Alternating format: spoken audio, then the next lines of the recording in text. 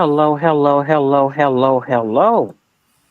Hello. Good evening. How are you? I'm well, and yourself? I am doing quite well. Okay, we do have some volume. I was gonna say put a one in the chat, but I'm in the chat. I can put a one myself. I can hear. Hello to Real. Hello, Brit Family Fun. Yolanda. I don't know why I'm calling you Brit Family Fun. Like I don't know who you are. Uh I'm so glad to see you all in the chat. I know that it might be a little thin tonight. Um, and I'm ever so grateful for you all coming out to the pilot of this particular show. Um, and let me just get started with welcome to Tea Time with Tina Mo of the TinaMoSho podcast, where the tea gets poured, sipped, refilled, and overflows. You have entered the space where hot topics are discussed with some of the most prolific minds of our generation. This week, we'll be sharing this space with one of our very own in the Are You Locked In community, author, content creator, youth pastor, licensed social worker, social justice advocate, my YouTube pastor, and so much more at Just Danielle 365. So get a cup and come to get your fill as we discuss the psychology of grief, which entails some of its characteristics, how we respond to it, and the recovery methods used to maintain functionality while addressing the elephant in the room. So let's prepare our ears for the voice of the hour, affectionately called Just Danielle. Hello, Danielle. How are you doing today? Tina, I'm telling you, you could get a job writing introductions. You make me feel. Listen, hey, send me that so I can prepackage it. So when I put my press kits out, it's not going to be like yours, but at least they'll have the verbiage. Thank you for Oh, having me. yes, indeed. Yes, indeed. I'm just glad for this moment to be able to speak with you. There's so much that I have come to know from a distance. Um, and just some of the things, some of the material that I had been able to get a hold of course, your books. I've been able to see you online. Mhm. And I'm not going to dox the church that you go to. I'm going to leave that to your business. But I was able to see you live in living color Mhm. as you were bringing forth the word and the word, of the Lord. And so I'm just so glad to have you on this podcast. Of course, this is my pilot. This is the first time I've ever done Tea Time with TinaMo. Um, and you are my first guest. And so I am appreciative of you taking the time to taking some time out tonight just to talk with me. Of course. And I'm, like I said, I'm honored to be your first guest. I know that this will be one of many, and I can't wait to see what you do even the more with the tea time. Oh, thank you. Thank you. One of the things that I can say that I have uh, taken note of is the fact that you have a way with words. You are quite a wordsmith. Um, and to be a part of course, your show, the Lexicon Lounge, Mhm. I found it to be quite refreshing, if I might say so myself, in that um,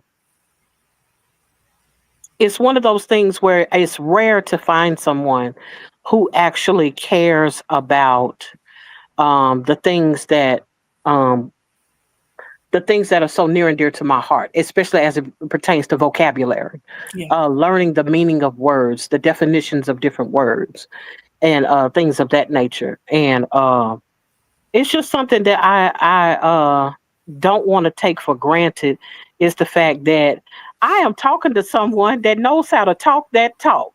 And so I have been thoroughly impressed in some of the things that you say. You caused me to pause and to think about what I say, how I say it, and just and you know how the word says, iron sharpeneth iron. Yes. And so I think about that quite often whenever I'm listening to you, because you're gonna say something at some point that's gonna make me sit back and say, "Hey, what she just say right there? Let me hit the rewind button because I need to listen to that one more time." Listen, the feeling Um, is mutual because you have. Listen, I'll be glad that we be on YouTube so I can run it back. You said the exactly. preachers be the hustlers and the hustlers be the preacher, but not at the same time. I said, wait, oh, bring it back, Jesus. So yes, no, I definitely appreciate your way with words, and you are very eloquent. Not even overly verbose, but you are very eloquent with your words. So I appreciate Wow, that. thank you. I try not to be because I can be over the top in talking. And I have learned over time how to kind of get to the point, be a little more concise, and truncate my sentences, so to Come on, speak. truncate. I, Uh-huh. I felt it in my And spirit. but I need to, just to be able, for the sake of time, to get to the point, And so I'm just grateful and thankful. And what I want to know, I guess the first thing I want to do is go into the introduction. This section is called Cheers. This is Hmm. where we take a moment to meet and get your perspective on who are you as a person, or how do you see yourself, or can you introduce yourself to those that are listening? Sure. As you already stated, many people do know me, they're acquainted with me, but for those who do not, when you ask the question, like, who are you, there's so many roles and functions that will come to mind. I'm a wife, I'm a mother, I'm a pastor, I'm a friend, I'm a sister to some, colleague to many. So there are so many things I could say, but if I had to whittle it down, it would be I am a child of God, and my endeavor is to bring as many people with me as I possibly can. I also endeavor to help people loose the mental and psychological shackles that they are carrying, because I know what it's like to be ostracized, pushed to the edges and the margins, and put to the side. So my hope is that through my voice, through education, through cheering people on, through enlightening them, that I can help them not only be free from the shackles, but not to put them back on again. So I almost said amen like we in church, listen, but hey, and I'm gonna be churchy. I mean, that's it's gonna happen. It's gonna happen, yes, guys. yes, and I do understand that, being that I have quite a bit of a church background myself, Hmm. that I don't really get into very often. Hmm. But those who know. Yeah. Um, but it's one of those things that when you've been ingrained for so long as it pertains to church and scripture and learning about the things of God and having a relationship or praying or anything like that, eventually it comes out of your mouth. It's going to show up Hmm. in your speech. It's going to show up in Hmm. your vernacular in some kind of way. And that's Yeah. something that I always think about. While you may not be speaking in King's English all the time, quoting King James Version, I still hear scripture whenever you talk. Hmm. And I think about that quite often. It's not very many people that I hear talk like that on a regular basis, but that's something that my ears would perk up to. I'm like, wait a minute, she didn't say something. I need to pay attention, hey, and so that's something that I think about quite often, whenever I'm listening to you, is that you're rich in the word, and rich as it pertains to, um, you could just tell them. Mm. There's Amen. just one of those things you could tell that you know them. See there, I Um, did it. I said it. Amen. I said see, it. see, hey, it is what it is. Um, I guess I want to ask you, if you don't Sure. mind sharing, what is your vocation, or a call, your pedigree? So that's a big thing. I always tell people I'm bivocational and have been for many years because I do work in the secular realm. It's not until maybe this year that I actually identify myself as a Christian therapist because I now kind of work in a small private practice. I have my own small private practice, but for many years, I was a inpatient, outpatient substance abuse therapist. I've also done trauma work. So I'm trained in what's called prolonged exposure, which is a specialized thing for people that have complex PTSD. So Mm. I am a clinical social worker. So I am a clinical social worker by licensure and by board certification. And then well, I think this was last year. From me and my husband were both youth pastors. Um, for about 5 years before we stepped down to let someone else get an opportunity to work with our children at our church. So yeah, I think I answered your question. I've, Absolutely. I've worked, my day job is secular. I do data and clinical, I'm a clinical analyst for a company. So, I find ways to fund my passion doing my 9 to 5, and then I see clients in the afternoon. Okay. Okay. Just want to take a moment just to acknowledge the chat, because I don't want anybody to think I'm ignoring you all. I know that I'm on a limited time schedule. As I'm so glad to see all of you all. Too Real, Yolanda, thank you for coming out. Miss Wanda, thank you. Glad that you were able to come out. Corey, B3, so glad. Salute to you. Greetings and salutations. Um, who else we have in here? Mia J. Thank you for coming out. I almost said God bless you, good night, like it's over. But it's it's one of those things. Oh, my cousin. Hey, I got to pause for the calls. My cousin, my relative, my blood, my veins is in the building tonight. The Amen. Black Love Permissionist. I love that So song. glad to see you, cuz. Thank you for coming out. And just to listen to little old me talk a little bit with one of the The little old me. That's all. It's okay. Just I was you gonna just say, call look, me I little can't me. say little old me. I mean little old you, because I'm just so enamored with what you do, especially in that these are the things, some of the things that you've done in life. I've always aspired to at one point in time in my Mm, life or another. But it's one of those things of what happens when God calls you to something else and He mm, gives you to do something else, or He causes you to do something in a way that doesn't look so orthodox, and so that's something that I think about as it pertains to you, and how you make so much of an impression, because I see parts of myself as I see you, but I see excellence in it. And mm, so I'm always like, wow, that's my pastor right there. That's my YouTube pastor. I say, that all the mm. time. But let me go back to these Chapmans just one more time. Homebody Trish, thank you for coming in. Hey, I Um, see Trish snuck in here. I know, right? Anthony, the maestro, has entered into the chat. So glad to see you. And the Supreme team is in Mm, the motor scooting building. Let me tell you something. That, sir, right there, mm, Mr. Supreme. So glad to see you out tonight. You said that you was coming. I always am glad when you're able to support me, because I support you 100%. Uh, and who else do we have here? And greetings and salutations to the first lady of the supremacy boardroom, Mrs. Supreme. Okay, this I is just had to go ahead and say that, because uh-huh. there's no him without her.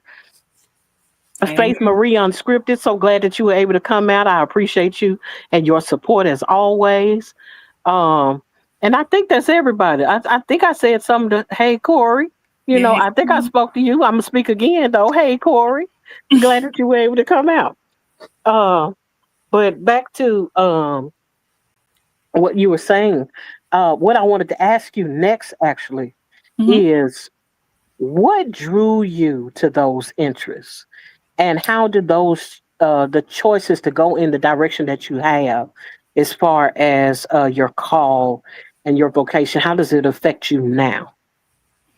That's a big question. I would answer it like this. I think from childhood, I've shared with people individually and on my channel about my upbringing. I was not raised from, well, my father was there, but he was a little intermittent.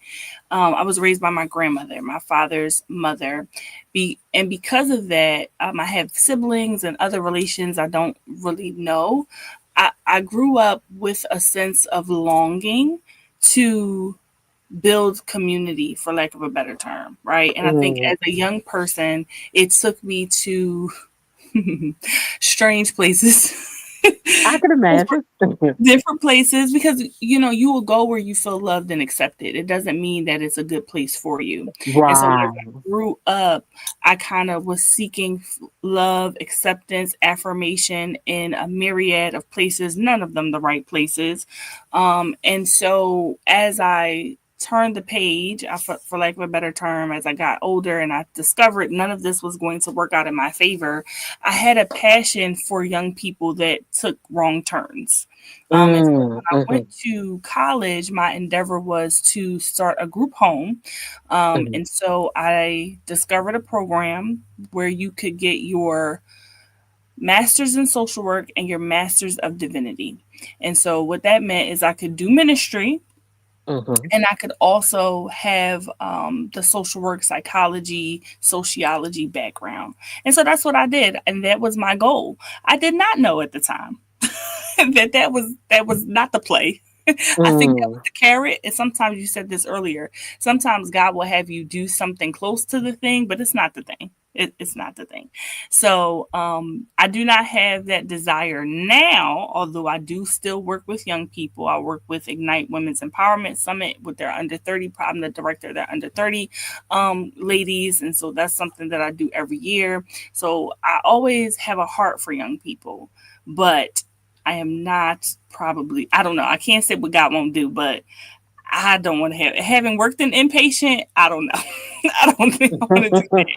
So, and any, those are the things that drew me. I just wanted, and like I said earlier, I want to provide a safe space and the opportunity to shorten, to lessen the time that people spend in those hard places because they don't know. So the Bible talks about my people perish for the lack of knowledge. I want to be able to provide some kind of knowledge for people. At least you'll have this the knowledge and the skills if we have a conversation. So hopefully that makes sense. Mm-hmm. Absolutely. Absolutely. So I guess I want to ask if there is a either or if it is there a nucleus? This is a question I want to ask. Mhm. Is there a nucleus as it pertains to what your passion is? Or is it kind of a either or a combination of things? I think it's in tandem, right? And I Okay. don't know that there's ever been a way for me to separate it. And like I said, I have worked in Hmm. secular environments. So no, I cannot, go into my secular job and talk about Jesus. Now, if you open the door, I'm gonna walk through it. But Uh-huh. Yes. um, I think, just as you already stated, the Hmm. way I present myself, you're going Hmm. to figure it out. And you'll be like, Right. something about that one Uh-huh. there, because the way I speak, the way I carry myself, I can't get away from it. So I think my lifestyle is ministry. Um, yeah, so I don't know how to do it any other way. I don't have dreams of being, I don't, how do I say it? I don't see myself not being bivocational. I don't know what that would even look like. And let me say, for everybody who might not be familiar with that term, to do two things at once, right? Do both ministry and secular work. I think they go together. I don't know how to do them separately, but I am who I am in all spaces. Does that make sense? Absolutely. I take me everywhere, so I don't know how to do it. Yes, yes, there is not really a way that you can separate yourself from yourself. Mm-hmm. I was and be authentic. Mm. Um, because if it's one thing that I do know is that if you go in fake, someone is going to discover that that's not you. Um, Yes. at some point, because you can only wear your own face. Masks have to come off. You're going Mhm. to slide off. You're going to sweat it out. You're going to get angry. You're going to take it off yourself. It's going to be some kind of circumstances that in the thick of things, your true character is going to show up. Who Mhm. you actually are is going to show up. So I Yeah. most certainly understand that when I'm looking at people, I'm not just looking at what they're saying to me or what they show me per se, but I'm looking at the consistency of who they are, and because it's not something that you can really get away from. Mhm.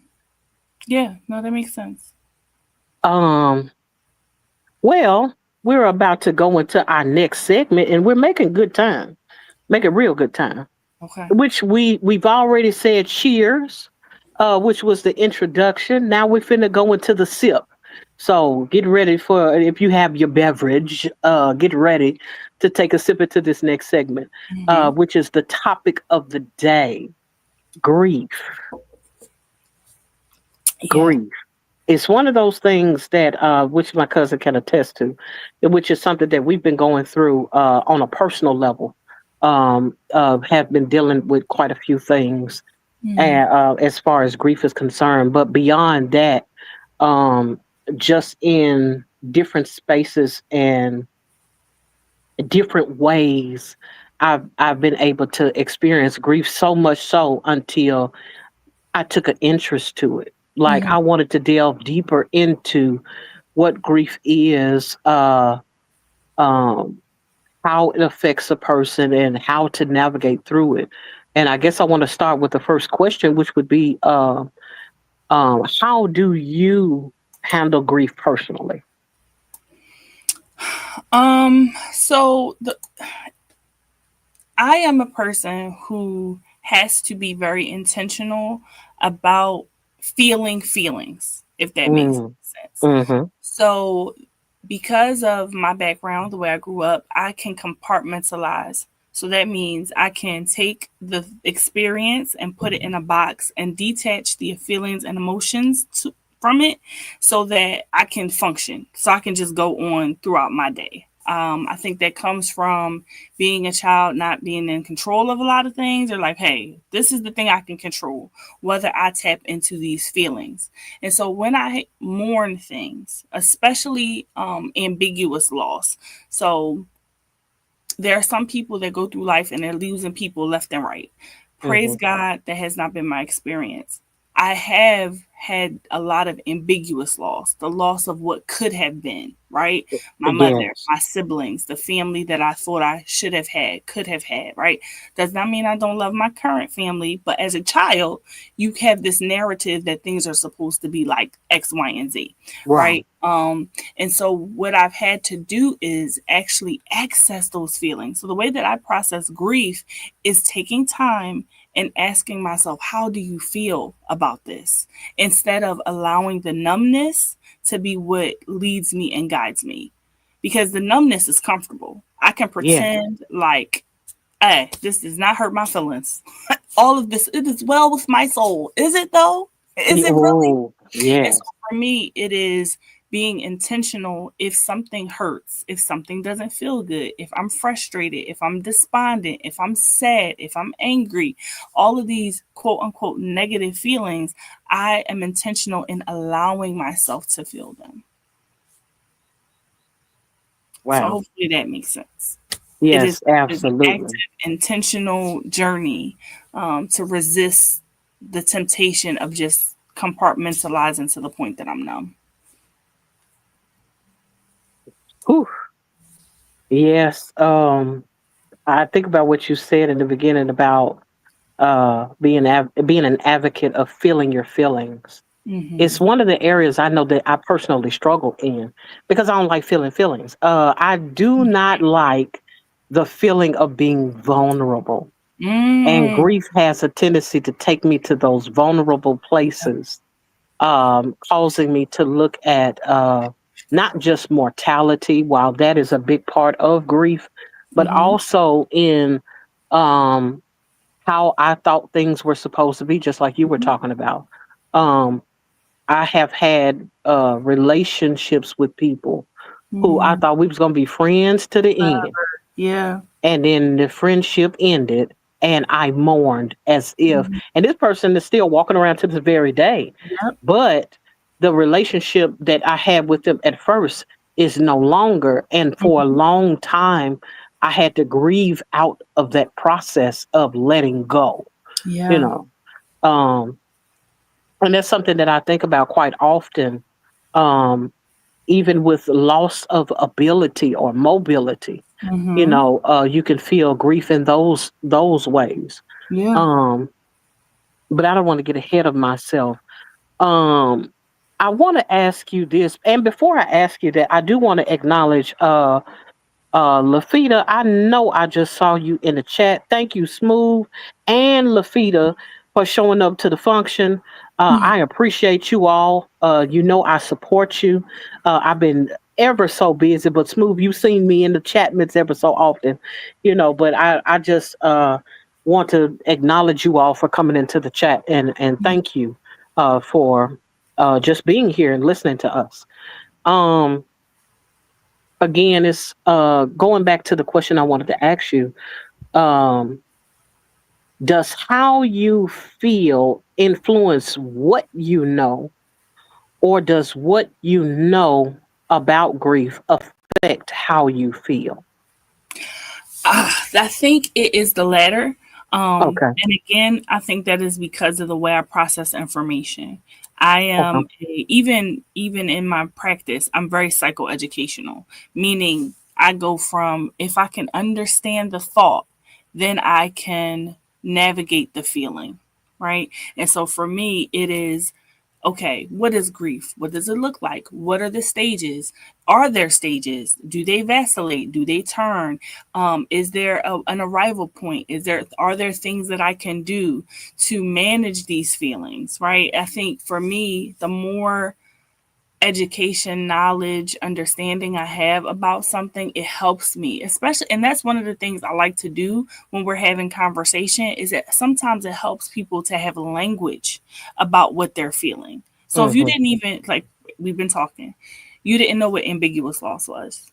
You didn't know what detachment is. You didn't know what compartmentalization is. But as we're talking, if somebody can say, "Oh, snap, I do that," I just put it away so I can Hmm. function, Hmm. then it helps them then not only be validated in their feeling, but also helps them to process it because they know that it's a real thing and they're not alone in it. So I would say what I know helps me to navigate my feelings. Ooh, and I do understand that. I do understand that. That being educated on what's going on, how to respond to it, how to um, set yourself in the right atmospheres, and having the proper connections. Knowing that alone can help you through the grief process.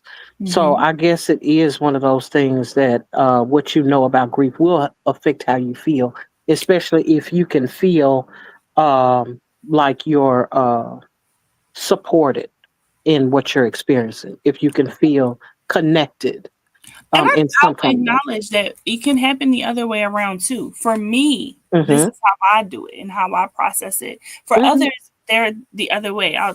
There's a such thing as CBT, which is cognitive behavioral therapy. It starts with the cognition, the thought first, and then there's DBT, which is dialectical behavioral therapy, which starts with the feeling or the behavior first. So it's like it's it is all about how the person does it. So I don't want anybody in the chat or even yourself to think that that's the only way. No, Oh, absolutely, because absolutely. sometimes people cannot, they are very in touch with their feelings and emotions. They are like, yes, I'm crying every day. That's how I know I'm grieving. Whereas for me, I would be like, my thoughts are overwhelmed. That's how I know I'm grieving. So I want to make sure that everybody in the chat knows that it's not one or the other, but the question was, how did I look at it? So Hmm. Oh, absolutely. I would hope that everyone knows that there's not a cookie cutter way to Mhm. grieve. A Um, yes, see that. Yes. j- I mean, it's just one of those things where how I process things, how I see things, my perspective, my background, what I have been taught, those things come into play in how I process grief. And so with that being the case, Mhm. I have to use what tools I have in order to get through the process, provided I have some tools. But and being Mhm. able to utilize those tools when they are afforded to me. Um, I need to acknowledge just a couple more people in the chat. Kiss from Jay. I apologize from the depth of my being for totally not seeing you at all. I'm not wearing my glasses. I'm over here trying to do so much. But I am so glad that you were able to pull up to the function, as I would use Stash Cash's term, because that's what he normally says, pulling up to the function. But I'm Mhm. so glad that you were able to come in. Stash Cash, who is actually here tonight. Thank you for coming out. Coach Mean Reen, thank you for coming out. I appreciate your support. Allison, thank you. Thank you. Homebody Trish. I don't know if I said something to you earlier or not, but I appreciate your being here as well. Yvette, thank you. As always, I see you so quite often. I see you so often in so many different spaces. I know you're one of those people that does a lot of support. And I just want to let you know that I appreciate your support in this chat as well. Um, and I'm trying to see, make sure. Crystal, so glad that you were able to make it tonight. Glad that you were able to show up. And yes, it is a touchy subject. Absolutely. I'm just glad that you all are giving us a listen. And please feel free, if you have any questions, drop your questions in the chat. And we'll try our best to get to it in the allotted time that we have, because we are moving rather quickly, and it won't be long before we'll be finished. Uh, because One I of the believe in things wrapping things up. I'm sorry, Tina. One of the things I saw in the chat that Coach had put in there, and I wanted to highlight, is that Hmm. grief can look different depending on what or whom you are grieving. And I thought that that was really a poignant point because, again, sometimes we will attempt to put people in a cookie cutter box. Even the models that we use to understand grief, the one that's most often used is the Keebler Ross model of grief, will say that you have to do this, you have to reach acceptance. And the reality is, acceptance looks different in different folks, right? It looks different Hmm. if you're It does. grieving a season or you're grieving a relationship or you're grieving someone who had a long-term illness versus somebody who passed suddenly. All of those things can factor in and come into play. And I for one have seen certain environments put pressure on folks to be like, get over it. Well, what does that look like? I always say that grief is not something you get over. It's something you learn to live through. Um, Yes, yes, yeah. yes. And that's something I had to learn, that it was a journey Hmm. more so than a destination. Yeah. And I had to be willing to continue to walk it out, because at any given moment I may need to make a pit stop. But me making that pit stop didn't mean that the journey was over. Right. That I needed to continue as it pertained to my healing, and as it pertained to getting stronger in that area, or being able to cope better, or what have you, in the midst of the journey. So I most certainly understand. Mm-hmm.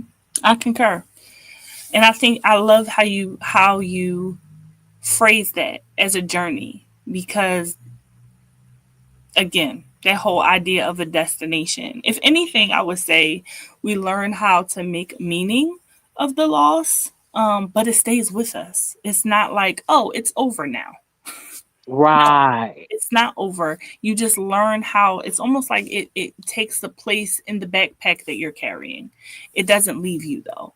It is to liken it to it becomes a chapter in your story instead of the entirety of the book. I think that is the way that I have explained it. It's always going to be found in the pages, but all the hope is that you can now navigate through most days without being overcome by the grieving process. Right. Exactly. Um, you've had so many more people to come into the chat. Thank you, Yeah. Trisha Nicole, for coming in. I don't know who else I saw. I saw somebody else just a minute ago. That came into. I think they're all in yours, ladies of I Talk. Thanks RP for showing up. We most certainly appreciate your presence and your support. And I heard you. You said you were driving, and so we're just glad that you're even willing to listen. You know, Mm-hmm. and lend us your ears as you travel, and safe travels to you as well. Um, okay, so. And I hope I haven't missed anyone. Y'all know, it's just me up here. I love y'all. I love all of y'all, and I hope you take it to heart that I just said it to you. Amen. You, and you. Even if I ain't see your name, I love you too. Um, support You sound system. like me in morning prayer because I'd be like, I know I done forgot I somebody. know, right? But charge it to my head and not my heart. It's okay. Y'all know we are not intentionally ignoring anyone.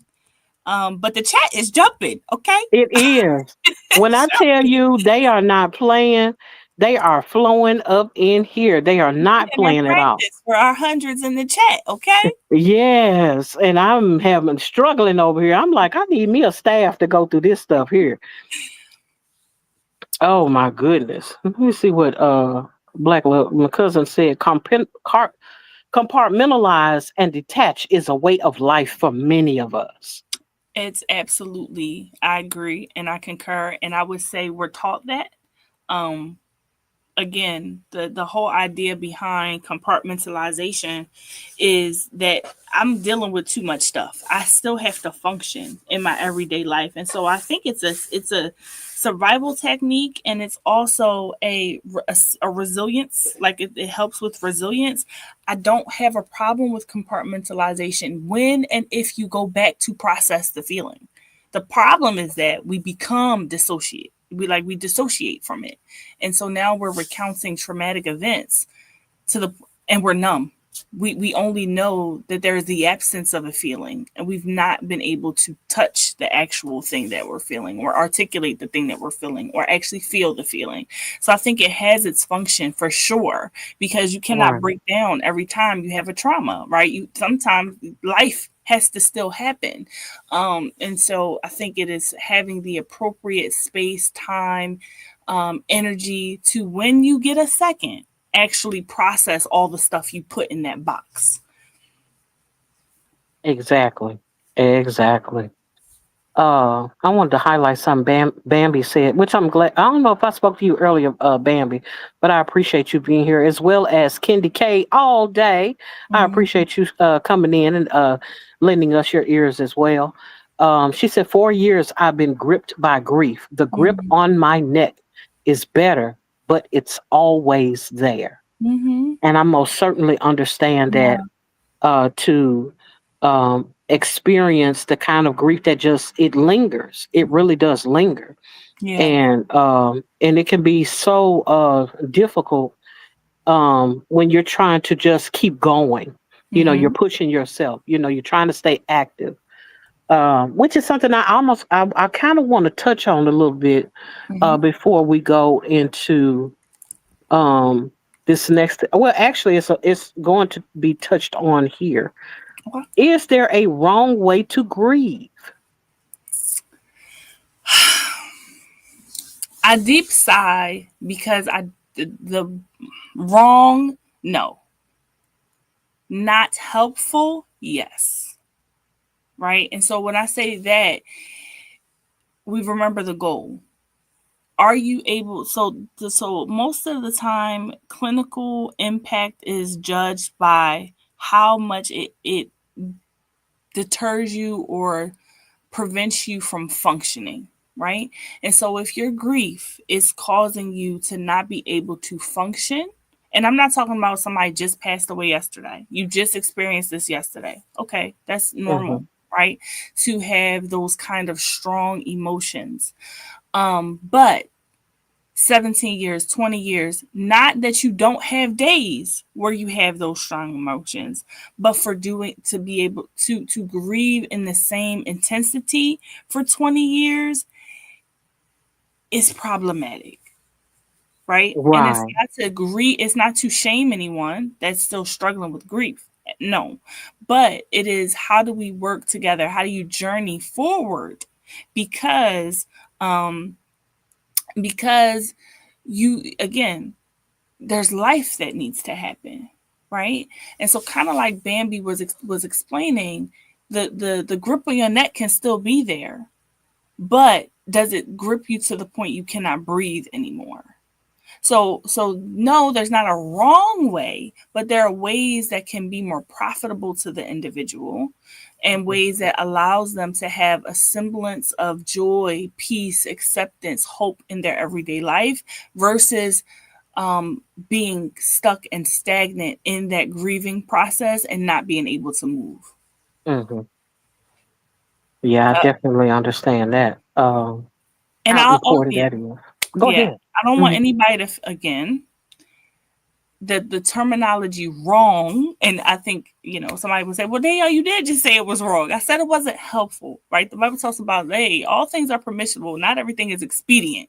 So yes, you could do that, but would it be helpful or profitable to you? Mhm. Coach said, and it looks different depending on who you are grieving too. Mm-hmm. Mm-hmm. Yes. Yeah. Don't I Definitely. know? Um. Oh, let me take a station identification. Let me pause for the calls. Thank you, Precious. I saw you when you came in. I most certainly appreciate your presence, lending us your ears. Mm-hmm. Um, there, and I don't know if it's any more people over there on your side, because I'm getting them here in the chat miss, but the chat miss are going by so fast. It's hard to keep up with because I'm getting We both got feeds of everybody. my page and yours at the same time. Right, which Um, is interesting because on my side, now I'm not on YouTube, I'm watching from another device. So my YouTube say it's only two people in the chat. You know how they lie. oh yeah, they done told all kind of stories. Uh-huh. Because some of these I'm people I like, ain't seen on my side yet. I say, y'all know these, and I say, y'all just don't want to give me my little watch time. Y'all hating on me. Y'all hating on your girl. It's okay. Now, if it's anyone that I have not acknowledged, please, by all means, pull my coattail and tell me, hey, Tina, I'm here too. So I can make sure that I acknowledge you. Because Lord knows I don't mind letting the person know, hey, I'm here, and I won't be offended, but I most certainly don't want you to come in and I not acknowledge your presence. Kendi K said, losing a parent, my father, in quotation marks, is the hardest thing I've ever experienced. Hashtag still healing. Mm-hmm. Yeah. And that goes back to depending on who it is. Um, it can be a very, very difficult thing to try to Yeah. navigate that grief. Yeah. I'm trying to see where. Okay, we have a question in the chat. Sure. Do you think if you understand the grief process that a person does not need assistance with grieving? I would say no. I think that there is a space. Okay, let me answer it like this. Not everybody will seek out therapeutic intervention, counseling, support with their grieving. Not everybody is going to do that. I'm aware of that and I'm cognizant of that. Do I think it would be helpful for almost everybody? Yes. Do I think that if you understand the grief process that you don't need assistance? I'm going to say I think that you are going to need love, care, support, understanding, regardless of whether you know the thing, right? Because we all know.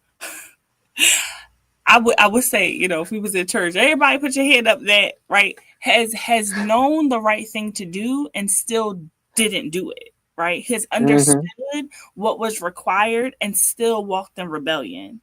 Yes. You had the methodology, but you couldn't make yourself do it. And so I think that anybody who the understanding does help, right? I explained how it helps me.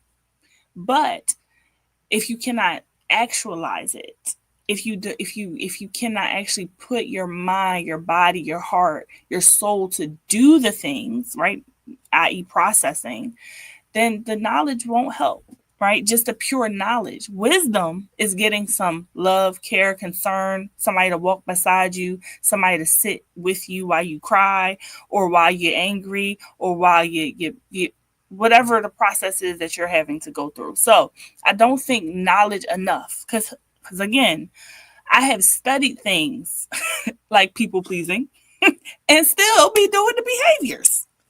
So while I think it helps, I don't think it's a cure all. Mm. Allison said, "You never get over it." Yeah. I think you learn how to live through it. I think you learn Yes. how to be, not have the same intensity. And again, it might be around certain times of the year. It might be during certain when you smell certain things, when you go to certain places, when you hear a certain song. You'll be able to. You might have certain triggers, but again, maybe Monday through Friday you're okay. You might cry on Saturday, might have a moment on Sunday, but then on Monday you okay. Like, it vacillates. You just don't want to be in that constant state of mourning forever. Hopefully that makes sense. Right. Yes, and that's what I said. So okay, I hear you, Coach. Coach said it changes, but it's still intense, and I think you're absolutely right. I'm not negating it. I'm saying, when I say intense, I mean the everyday, all day, can't function Mm-hmm. intensity that you might have right after the event happened. Yes, absolutely. Yolanda asked, "Is it possible to grieve someone living?" Absolutely. Absolutely. So the answer is yes, emphatically yes. You ain't even have to read the whole question. Emphatically yes. Especially if, like you were describing, Tina, it was a relationship that you thought was going to be different. There are Mm-hmm. places, there are relationships that shift and change. There are people who may be going through a life threatening, a life altering situation where they're no longer themselves. People that might Right. suffer with dementia or mental health disorders. Mm-hmm. So it is a myriad of ways that you could grieve someone who is still yet on this side of glory. Yes, indeed. Bambi said, "You know what I tell these people? Move on. You need to get over it. Would you tell someone with a broken leg to just walk it off, deal with it? No, you wouldn't." Excellent point, Bambi. Excellent point. Yep. Yeah. Um, and so I guess we're going coming into the home stretch, so to Mm-hmm. speak. I'm trying to make sure I get through some of these chatments. It's a lot of people speaking to one. Y'all, some of the speakingest people I ever seen in my life. These babies be waving.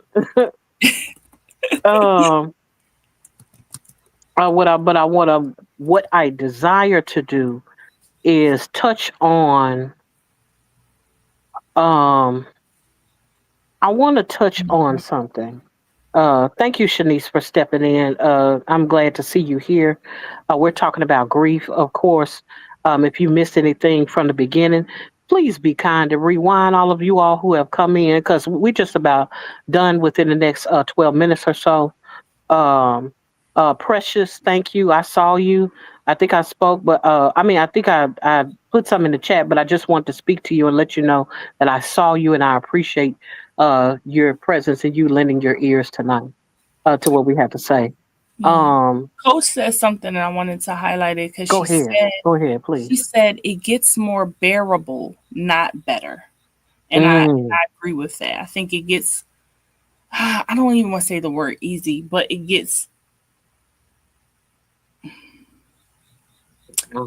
becomes a different way of navigating, right? You get to understand from, even when Coach was talking this week, she was saying, "Hey, I know this season is difficult, right? You are able to navigate the landscape of your life a little bit more different, a little bit more different. Now I know I ain't that hood, a little differently, because you are processing along the way. So I want to be very conscious of not saying easier, but I think you get more depth in being able to navigate the season as you're processing through your grief. Bambi said, "How do you deal with half your life gone?" I think you build from what you have. Yeah. Cause and mourning the part that you lost. Because there's no way to kind of, again, to say get over it is not okay. Like that's not, so if you feel like half your life is gone, you acknowledge that you lost that half. And then you endeavor to build with what you have, if that makes any sense. Mm. They say time heals. It, and I think it can.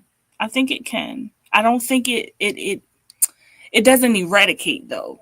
That's what I hear Coach saying, and I think that's what I heard Bambi say as well. That it changes, but it doesn't disappear. Hmm.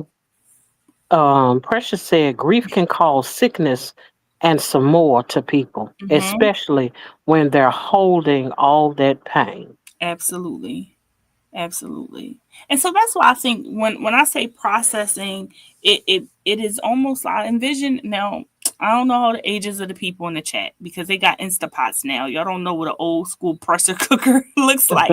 But back in Right. the day, there was these things that were pressure cookers, and you had to seal the lid, and the pressure helped to cook whatever was inside of it, whether it was beans or meat, because all the steam and the moisture will help to tenderize and to cook fast the thing that was inside it. The thing about the pressure cooker is because it was using pressure, it had a little valve on the top. And every so often that pressure, the steam was released. And I think processing is like that. You are still going to have that intense pressure, but you're letting off some of that steam. You're letting go of some of the thing that hurts. You are sharing it with somebody. You're letting some of it out. And I think that is important because even as somebody described in the chat, like carrying all that pain is overwhelming.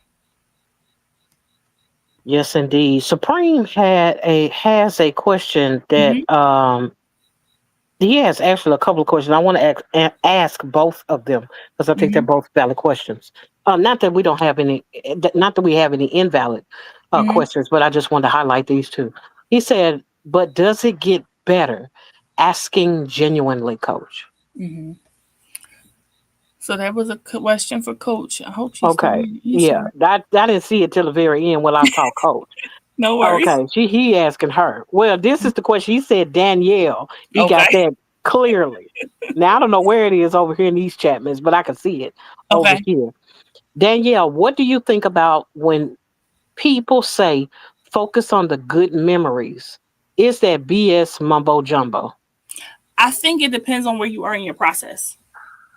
I think it definitely if you are in the throes of anger, right? Depression, sadness, you don't know how to think of the good memories. And so I think it is where you are in your process because today if this thing just happened, the good memory is only to remind me of what's not there anymore. The Hmm. hope is that as you journey through, you are able to hold in tandem the person's memory and the loss at the same time. So I think it is good reframing for someone who is processing their grief, maybe a little bit further out, doing something to honor the loved one that you lost. Having a memorial, a remembrance of them, those things can help in the grieving process. But I wouldn't suggest doing it the day of, like, oh well, it's like when people good meet well, many people, all things happen for a reason. Nobody wants to hear that.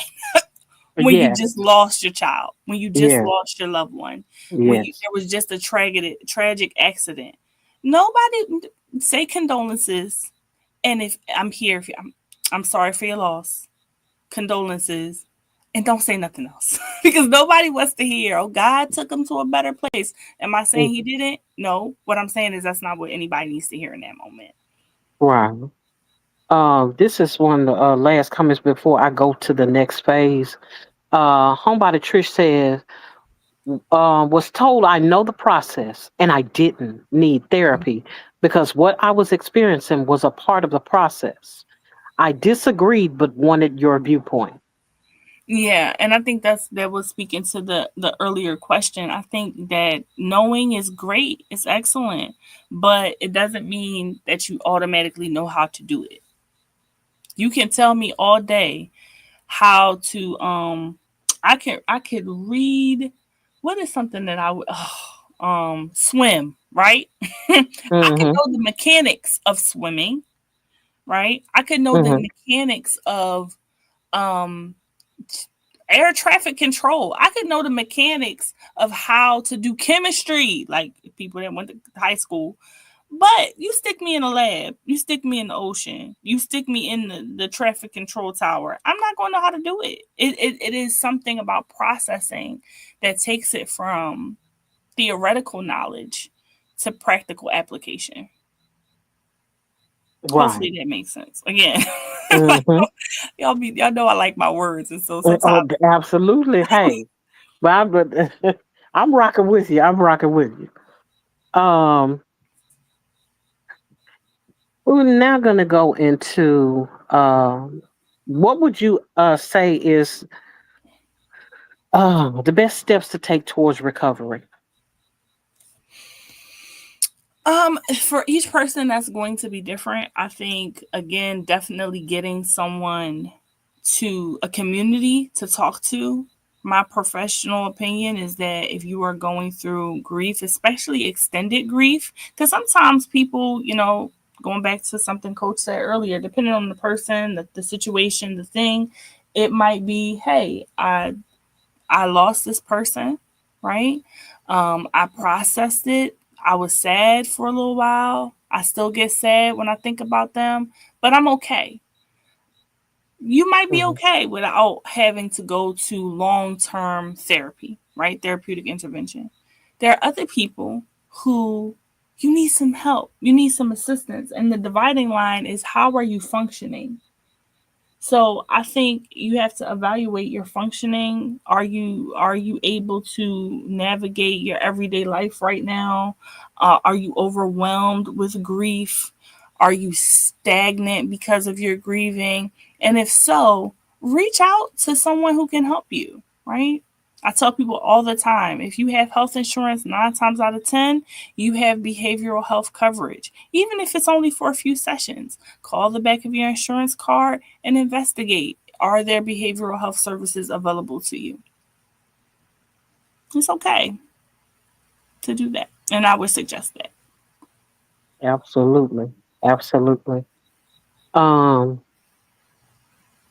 I found that one of the best ways, along with having the professional help, Mm-hmm. is just, and this is just me personally. Mm-hmm. I ain't ragging on nobody's belief system. Lord knows, Mm-hmm. I don't care what you believe. That's Mm-hmm. your business. As for me, however, being anchored to God, being anchored to Scripture, being anchored to something greater than myself is normally what helps me through the process Mm-hmm. outside of when people tell me stupid stuff like, they went to a better place and, Yeah. and the person didn't suffer no more or some whatever crazy thing that a person would say, you Mm-hmm. know.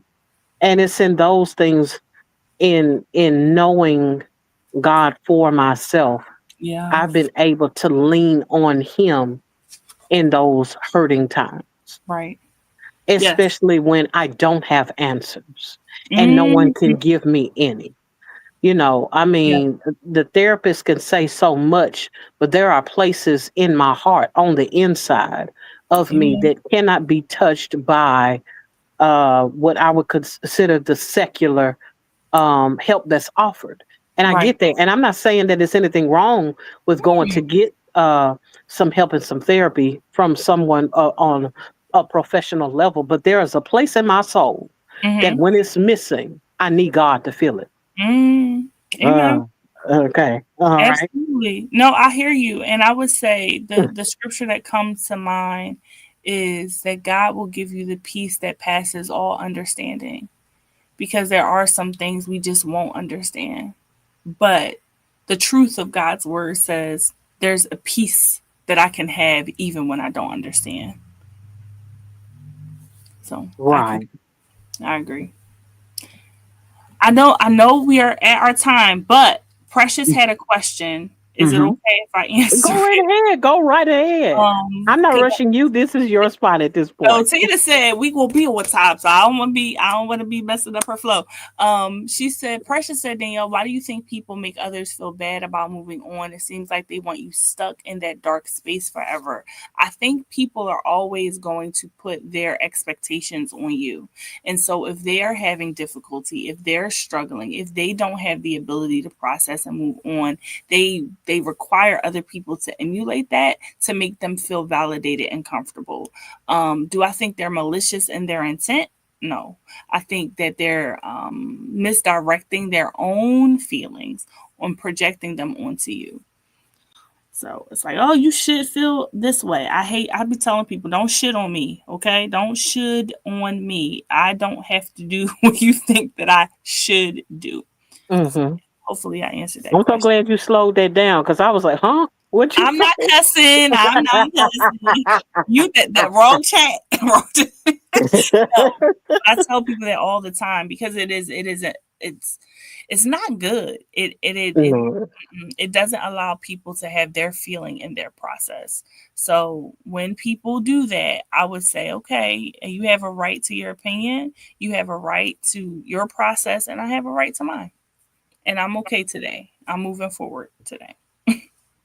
No, I did Shanice. not cuss. Look at the chat. Jay talking about something. Y'all know y'all ain't right. Y'all Not at know all. I ain't Uh, cuss. I haven't cussed. And the surprised both of them. So I was like, what did she just say? See, he was over there watching Wednesday. He wasn't playing. oh, right. Shanice said people are used to regurgitating certain sayings that are seemingly helpful during grief, but it ends up unknowingly offending and Mm-hmm. minimizing the other person's feelings. I have experienced that. Mm-hmm. Yep. Yeah. Oh, well, we got another question. I don't know. Did you read this? I don't know if you saw this question or not when Precious asked Yes, that's the Danielle. one I just read. Okay, okay, Mm-hmm. okay. Whew, I was just trying to find the question. First of all, it's over here buried under all of these other ones. Okay, guys, I want to make sure y'all know I am not a cussing woman. I have not cussed since '99. Please, so y'all gonna get me in trouble with my conservative husband. No, I said should. I said should. Yes, should. SHOULD. Mm-hmm. Should. Mm-hmm. Yeah. Mm. Oh, I like what Kenny K said. No God, no peace. No God, no peace. Amen. Whew, Amen. my goodness. Okay, so we've come to the pretty much come to the end of this where we're in the overflow. Amen. Do you have any final thoughts on what we've discussed tonight? What you mainly been discussing for the most part, giving such a wonderful take on all of this. Um, but what are your final thoughts, or do you have any final thoughts? Yeah, so I would say, if I had to give it a final thought, is for those who are experiencing grief, if you know you do not have to navigate, traverse travel those waters alone, whether it is your pastor, mentor, friend, licensed professional. Find yourself in a community of people who will be able to just support you and sit with you. And for those who are, um, walking alongside people with grief, be as conscious and as careful and as cognizant as you can of their process. Like, just try to respect their process, because again, we say too much. We say too much, and we Yes. say the wrong thing. So if your person you love and care for is grieving, allow them their process. Oh, wow. Bambi says, thank you. This has helped me. I was having a really bad day. Oh, Bambi. I'm glad that it helped you. And that's real. Because, one of the things I say all the time, especially when it pertains to preaching, is what is a lot of fancy words if there's no power, if there's no breakthrough, if there's no help in it. So I'm glad that it helped you. Yes, indeed. And so I guess well the last one to end with is what should we be expecting from you? It's time to plug your coming up products, your Yeah. goods, your services. Do you have any lives coming up? Do you have any So content? What's going listen. on with you in the future? What do we have to look forward to? So all of the things I don't know. I am writing. I'm in the midst of writing another book, but Lord knows when it's going to come out. It takes a while to write those things. However, if you know anybody in the Philadelphia, New Jersey, Delaware area, who needs some services, have them hit me up on you can use my website. It's DanielleDH.com. It's on my description. Because my clients is outside, Tina. My clients is outside. I need to fill up this roster again. But no, Mhm. seriously, I do offer professional services. And I'm always looking for clients, people that I can help, people that who I do offer faith-based services. So if that is your niche, that is something that you're interested in, please don't hesitate to contact me. As far as lives, my intention is to do the Lexicon Lounge on Sunday. That's my intention. That is my endeavor.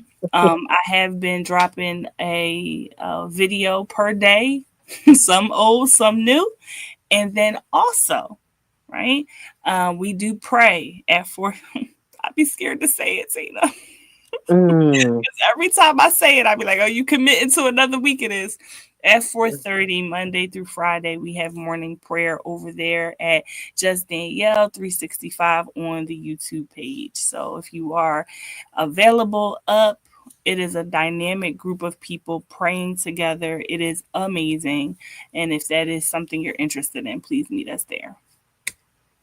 I'm so glad. I just want to give my final thoughts. Those of you all who have enjoyed tonight's live, if you have noticed that in the ticker, which is the thing that's crawling across the bottom of the screen, it will show you where if you want to be a blessing to Danielle tonight, make sure you go and be a blessing to the Cash App that's right up in there. It says Danielle, I think DH.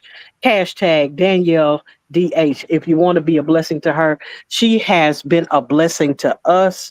And scripture says that a workman is worthy of his hire. And so Amen. we want to honor you, those who can, those who will. We want to make sure that we honor you for the gift that you've shared with us ever so freely. And I just want you to know that I appreciate you coming up here with us, sharing all of what you have shared. And just know that you've done my heart some good. And as always, which I make mention of quite often, hey, you my YouTube pastor.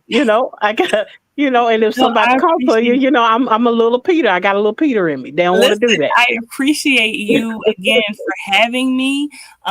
Jay just reminded me to tell everybody if you have a prayer request, okay? Because Tina is Mm, my unofficial adjutant. I don't know if she likes that term, but I'm like, Yeah, adjutant. Uh-huh. she be on the live. She be making sure everything goes smoothly. Her and Miss Yolanda. So I will say, if you have a prayer request, please go over to the community tab and put it there. You don't have to tell all your business. You ain't got to spill the tea. You can make it very general, but we will pray for you. So thanks, guys. And And again, thank you, Tina. You did an amazing job. well, thank you. Thank you so much. I appreciate that. I appreciate that. Um, it almost put me on the spot for a second. For those of you all who are what desire to get in touch or do not see her information in the chat, her information can also be found in the description of this here live. Whenever you get ready to, you can go right in there and you can find all of the information concerning her page, where you can go straight to it and check out. Go buy a book, purchase something, buy something. Go see after the young lady. She got something going on over there. So we Amen. just thank God. I thank God. And those who believe, we thank God for Amen. you coming on here tonight and you sharing with us. And for all of you all who have come in, I know that I did not say anything to Monique. I remembered that I didn't say anything. Damo, I just want to acknowledge you because I saw you as well. I don't know who else I might have smooth. I don't remember saying anything to you either, but I might have said something to him. Yeah, I did say something. But anyway, I want to make sure that I speak to those of you all who came in maybe at the last second. Shanice, Mhm. I'm glad anytime that I see you. And all of you all who have come out tonight, thank you. Thank you. Thank you. You Amen. have made this night amazing again. This was my first night and your first night, our first night. Tea time with Tina Mo, with the subject with none other than Just Danielle, with the subject of the psychology of grief. All of you all who weren't able to, who came in a little later, if you don't mind, be kind and rewind. Listen to the things that you missed out on that came in from the very beginning. But for until next time, thank you. Oh, special shout out to the woman who worked so diligently last night on this thumbnail. You would not see what you see right now if it weren't for her. Antonice Too Shout Real. out to Anthony's. Shout out to Antonice. I'm talking about that baby was like, look, I'm getting off here at 11 o'clock. If you ain't got it, well, we just gone. And she, took her breather and came back and she finished it. And I'm so grateful and so glad to have her. And we'll be back on tomorrow night Yes, yes, somewhere yes. around this time. Y'all will see it. Just look for for the thing. Y'all know what to look for. And But we Tina, so before glad. we get off, Jay said she wanna be next. So I just throwing that out there just in case you didn't Oh, see that in the chat all mix. right, all right, all right. We're gonna find out what we're gonna talk about. But I most certainly will reach out to you or just hit my IG. Let me know what your schedule is looking like, and we could pin you in somewhere. And so I just want to end with that. Those of you all who like to get in touch with me, you always feel free. You can leave something in one of them things or something. I'll see it eventually, or get in touch with somebody you think know me and they'll let you know something. But anyway, thank you all for coming out. I don't want to bore your time. Thank you for your generosity in lending your ears to Tea Time with Tina Mo. God bless you and good night. Bye.